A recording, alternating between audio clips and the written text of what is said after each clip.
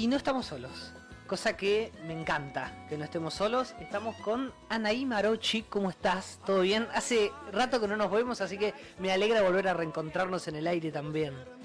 Bueno, a mí también es un gusto enorme verlos y compartir acá. Te invitamos, bueno, bien sabemos todos por qué. Estamos en un mes muy especial para todos nosotros, que un poco nos eriza la piel y la convocatoria a reflexionar y a intercambiar ideas sobre todo esto siempre está. Así que te doy la apertura también para que incluso te presentes como lo sentís y después vamos a empezar a charlar en torno a la memoria y qué te significa estas fechas, cómo la estás viviendo. Así que te cedo la palabra. Bueno, mira, yo creo que si hay algo que me define en la vida acá, es la militancia en los organismos de derechos humanos. Es decir, pertenezco acá a Memoria por la Vida en Democracia y también a familiares de desaparecidos y detenidos de Mar del Plata, dado que mi hermano es uno de los desaparecidos por el circuito represivo de la Marina de Mar del Plata.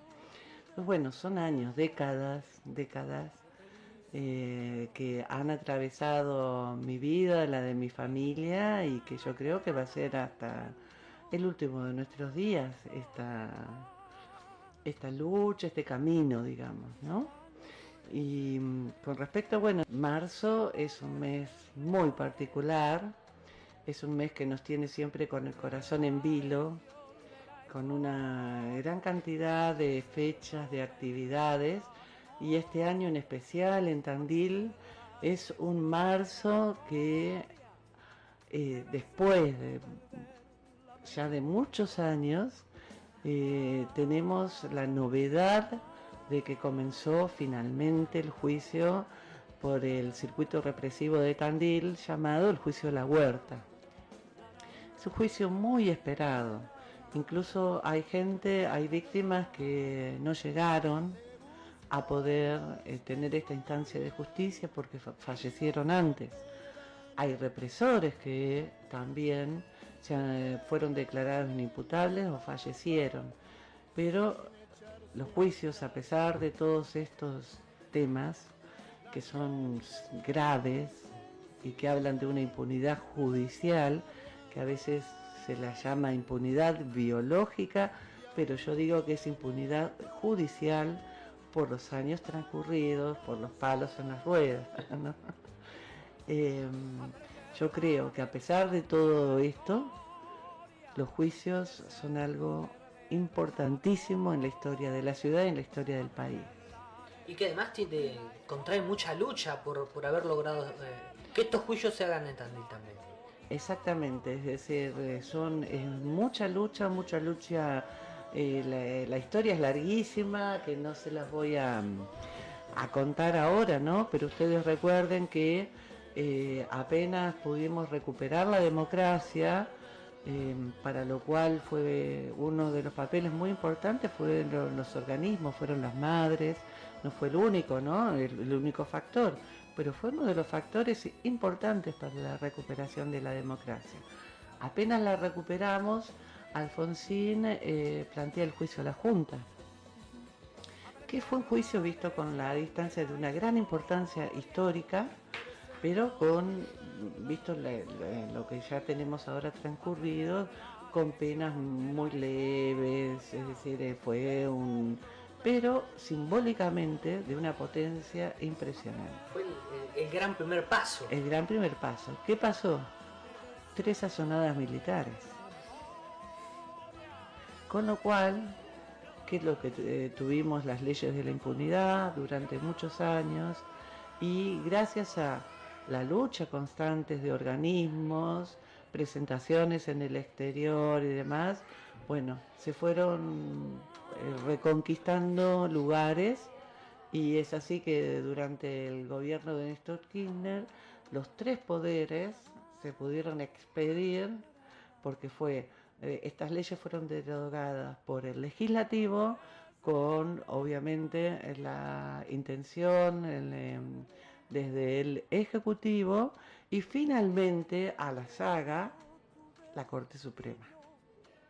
a los 2 años de que ya el legislativo las había declarado, las había anulado, ¿no? Bueno, recién ahí se pudieron retomar los juicios que habían empezado con este juicio a la Junta, ¿no?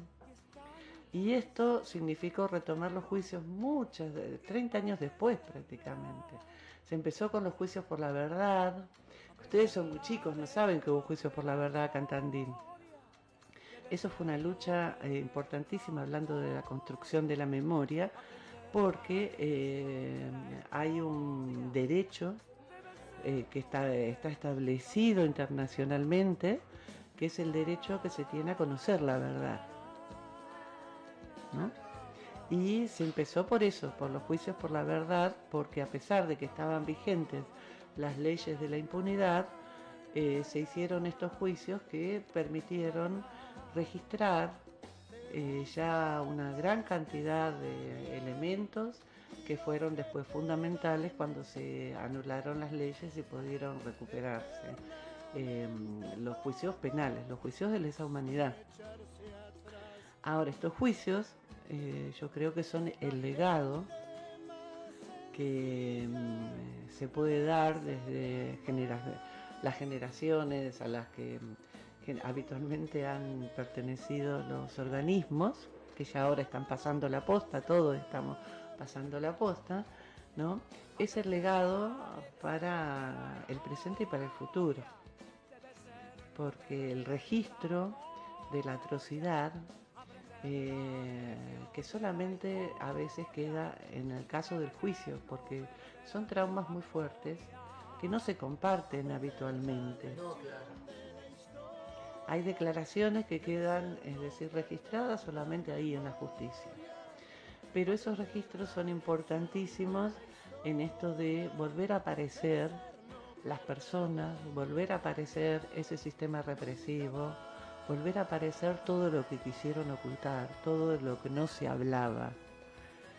Y bueno, les puedo contar como familiar de un desaparecido de acá de Tandil, que es mi hermano, desapareció a los 19 años en Mar del Plata. ¿Cómo lo vivimos los familiares? Me interesa justamente eso, iba por ahí encaminada mi pregunta. Y nosotros los familiares los vivimos con mucha persecución en la búsqueda. La persecución fue muy abierta en determinados momentos, pero a la vez, por ejemplo, yo lo pude corroborar en el caso de nuestra familia cuando accedí a los archivos DIVA, los archivos de la policía de la provincia, en donde hay hojas donde le encargan a la policía, en este caso al comisario Marcelo Fuster, que investigue qué conocíamos la familia ante la llegada de la Comisión Interamericana de Derechos Humanos en el año 79. Y este comisario, para saber qué conocíamos, concurre a la casa donde lo habían secuestrado a mi hermano y narra todo esto a pedido de las Fuerzas Armadas. Claro. Con lo cual tuvimos un testimonio que no era para brindarnos a nosotros la familia, sino para perseguirnos a la familia. Pero con los años y con estos juicios, todo se puede ir entrecruzando nuevamente. ¿Qué es lo que ocurre ahora en el juicio de la Huerta de Tandil? Que empezaron las audiencias, eso ya saben que hemos tenido 2 audiencias y que es importante que les cuente que el 25 de marzo, un día después de la conmemoración del 24, va a haber una audiencia que se va a realizar en Tandil, que hemos obtenido con todos esos pedidos, es decir, que se hagan estas 2 audiencias próximas, van a ser acá en la ciudad de Tandil. Es decir, el reclamo que venían haciendo ya desde hace mucho tiempo, bueno,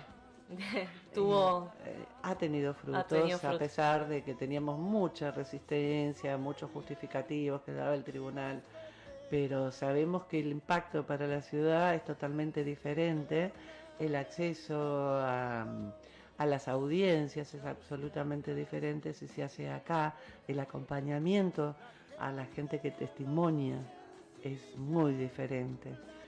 Y bueno, eso lo vamos a vivir el día 25 de marzo, la primera.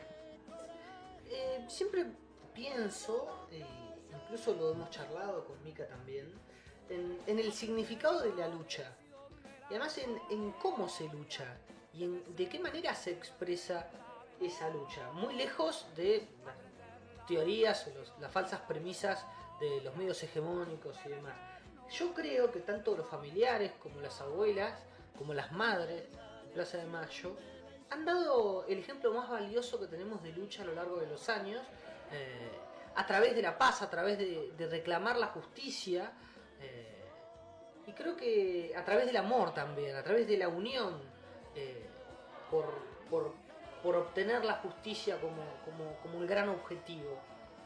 ¿Cómo lo vivís vos a todo eso? Y si te parece que estoy acertado en lo que digo y que es un poco, como vos decías, el legado para aquellos más jóvenes ahora que nos tenemos la responsabilidad de mantener esas banderas bien alto.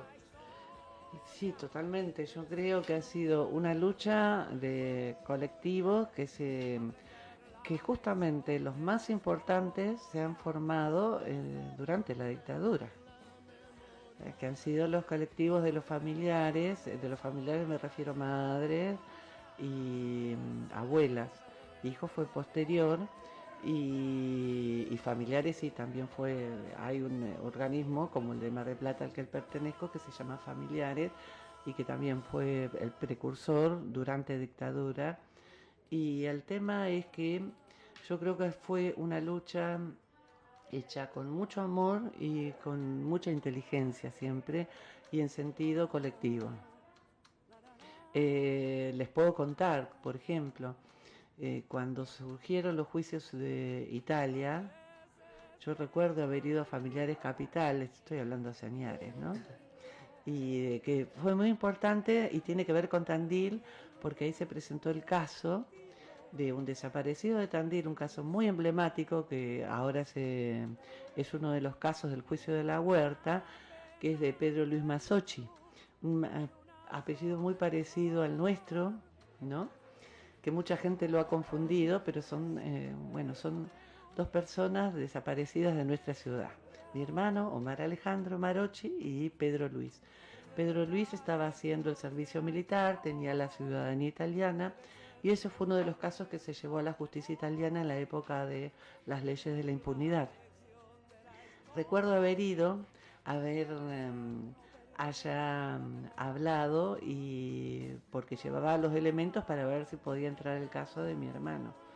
Y recuerdo lo primero que me dijeron en Familiares Capital, que era que, bueno, se elegían unos pocos con más elementos y que en esos pocos estaban absolutamente todos comprendidos, cosa que siempre lo pensamos así, ¿no? Pero desde ese tipo de cosas hasta cada paso que se dio, que se fue aprendiendo en el camino y demás, fueron pasos siempre dentro de los resquicios que iba dejando todo lo que se había hecho para que se generara impunidad. Y el tema de la impunidad tiene que ver con el presente y con el futuro. Total. Es decir, que es contra eso fundamentalmente, contra lo que trabajamos y por supuesto en homenaje a los que no están, a las y los que no están, ¿no? Pero va por ahí, siempre fue por ahí. De hecho, que bueno, les puedo contar también que en esa sintonía yo soy querellante en Alemania por un represor del circuito represivo en el que fue secuestrado y asesinado mi hermano. Y también, dado que este represor se cobijó en sus ancestros alemanes para donde vio que su nombre salía en el entramado del sistema represivo, justamente en el juicio base naval 2 que tomó el caso de mi hermano, justamente en ese juicio apareció el rol de esta persona. Y esta persona huyó a Alemania, pidió rápidamente la nacionalidad y Alemania no tiene extradición, así que puede ser juzgado allá. Y en su momento me convocaron, que supongo que habrán convocado otros familiares, que no había tantos que dieran los requisitos que tenía la justicia alemana. Entonces, a mí más de una vez me hacen notas desde otros lugares, desde Alemania, de Estados Unidos, que se han interesado por esta causa, por esto, y siempre aclaro y lo debo decir, que esto no es individual, aunque conste como una querella individual en Alemania. Siempre es colectivo, siempre es con todos y por todos y por todas. Y bueno, yo creo que esa es la línea. Y eso también es parte del legado de la lucha de los organismos. Absolutamente, absolutamente. Quería preguntarte, y me parece que va a tener sentido también, ¿qué te significa Néstor Kirchner? Sobre todo porque su gobierno ha sido un poco también una bandera en cuanto a avances en esta lucha. Así que quería preguntarte qué te significa el gobierno de Néstor. Es muy oportuno que me preguntes porque hace poco acabo de escribir un trabajo sobre las políticas públicas de derechos humanos, porque estoy haciendo unos trabajos. Y es muy importante cuando vos empezás a ver las leyes, cuando empezás a hacerlo ya de una manera sistemática, el relato, el poder poner todas las citas correspondientes, recabar toda la información que la has vivido, pero que es diferente cuando lo vas a volcar en un trabajo, ¿no? Y no deja de sorprenderme siempre, no deja de sorprenderme el cambio que hubo con Néstor. Lo vivimos, pero eso puede ser emocional, los familiares, en cómo nos comenzó a considerar la sociedad a partir de los pasos simbólicos, no solo los pasos del gobierno, sino, por ejemplo, el bajar los cuadros fue un acto simbólico de un impacto enorme, que no lo hubiéramos pensado aún quienes veníamos en esto, por ejemplo. Es decir, y después, bueno, todo lo que propició, todo lo que se fue logrando, a diferencia de los gobiernos anteriores, que ya sabemos que en el gobierno de Alfonsín hubo como dos tiempos muy diferentes. El tiempo en el que se intentó llevar algo adelante y el tiempo de la impunidad, de las leyes de la impunidad. No hablemos que pasó también en el gobierno de Menem, que propiciaba un olvido. Total. ¿No? Entonces, cuando viene Néstor, que veníamos tan golpeados, tan ocultado todo lo que había pasado, porque era muy de eso, no se habla. Es decir, yo creo que muchísimos nos sorprendimos para bien y bueno, nos dio una fuerza enorme. De hecho, que eso fue lo que convocó a generaciones jóvenes a participar, porque entendieron que se abrían puertas que hasta ese momento estaban vedadas. Y puertas en el sentido literal también, porque pienso cuando familiares, madres y abuelas se encontraban siempre de la reja para afuera de lo que hoy es el sitio de la memoria de la ex ESMA, y él, digamos, de algún modo no, él en un discurso conmovedor que dio, abrió esas puertas y ese espacio se fue recuperando y hoy ahí están hijos, hijas, nietos, nietas, madres, abuelas. Y el otro día lo charlábamos con Julia Calaire, qué importante sería que todas las escuelas de todo el país puedan tener la posibilidad de viajar y de conocer ese espacio, que creo que también es parte de seguir construyendo la memoria, ¿no? Sí. Eso que estás diciendo es importantísimo, porque el tema de la educación, que en otras generaciones ha sido prácticamente el único medio por el cual muchos jóvenes se fueron enterando de lo que ocurría, ¿no? Es decir, que donde se fueron dando premisas, lineamientos en educación y se fue concretando, ¿no es cierto? Así los pibes y las pibas fueron conociendo a partir de la escuela.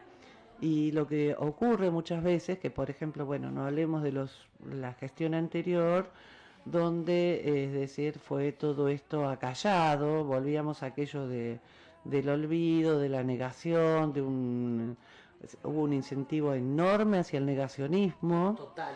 Y bueno, es decir, en eso las escuelas, lo que se haga desde las escuelas es fundamental y lo sigue siendo.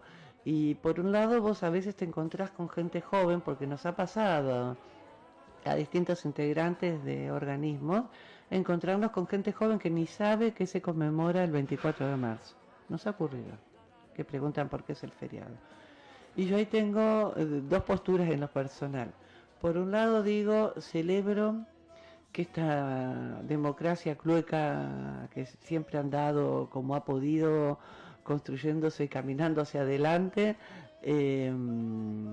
por un lado de esa sensación de lejanía del horror, ¿no? Pero por el otro es una deuda enorme, porque, es decir, mucho cuidado con eso. Hay que sí conocer exactamente qué pasó, hay que transmitirlo, y hay que transmitirlo desde el lugar que es el lugar, es decir, más de una vez nos han preguntado a integrantes de organismos si buscamos revancha, o nos han acusado de buscar revancha o venganza.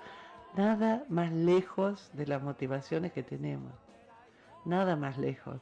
Lo que buscamos es eso, es una construcción de una sociedad que ante un hecho, un acontecimiento tan traumático en nuestra historia, porque la profundidad del trauma que nos dejó solamente se puede a veces dimensionar no solo en los registros de la justicia, sino en lo que generó en mucha población. Hay gente que todavía no puede hablar de esto, habiendo tenido de alguna manera, habiendo estado involucrada más o menos directamente, ¿no?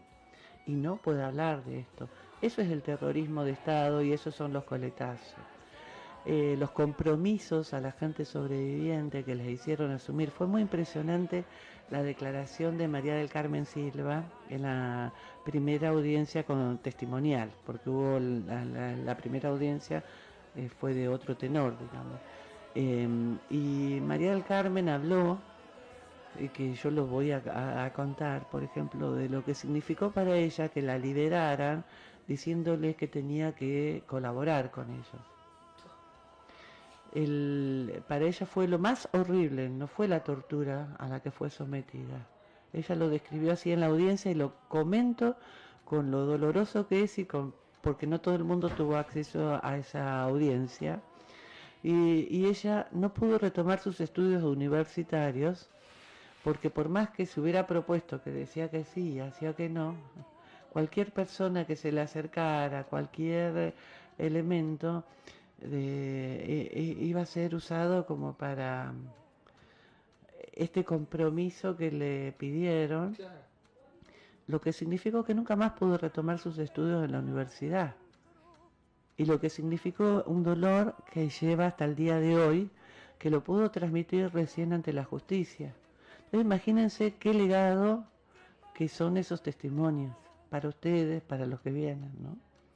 Entender que el terrorismo de Estado es lo peor que nos puede ocurrir y que cuando hablamos de la impunidad ya no estamos pensando la impunidad para una situación traumática exactamente de la misma manera, porque las cosas van cambiando y lo que tenemos que estar prevenidos es que puede venir con cambios, siempre va a venir con cambios una idea de un sometimiento feroz. Es decir, que lo que necesitamos es gente que piense, que sepa, que se informe, que se comprometa. Pero no estamos esperando lo mismo que aquello. No, claro. Anaí, muchas gracias por la charla, por este momento, por haber aceptado venir al programa y por la amabilidad que siempre tenés para con nosotros, así que muchas gracias. No, lo mismo, agradecerte enormemente por tantos años de lucha, porque quienes pertenecemos a otra generación, quienes no vivimos esa época, ni épocas cercanas a esa, recién nos escribían un mensaje y la verdad es que hay que decirlo también, No olvidar a aquellos compañeros y compañeras que murieron incluso antes del 76, quienes han sido desaparecidos antes del 76, una época que ya había comenzado a ser oscura en la República Argentina. Así que también nuestro abrazo, que ahí nos escribían familiares, nuestro abrazo y nuestro agradecimiento en general a todos y todas quienes siguen luchando por los derechos humanos y quienes a la generación, repito, como la nuestra, que no ha vivido esa época, bueno, de algún modo nos han enseñado lo que sí y lo que no, y bueno, esperamos llevar la defensa y la bandera, estar a la altura de eso también. Bueno, muchas gracias por la invitación y bueno, siempre pensando en los 30.000, ¿no? Y bueno, se agradece muchísimo y es un placer verlos a ustedes tan jóvenes y comprometidos con este tema. Pasó Anaí por la mañana de agenda y las emociones son muy fuertes, así que ya seguimos.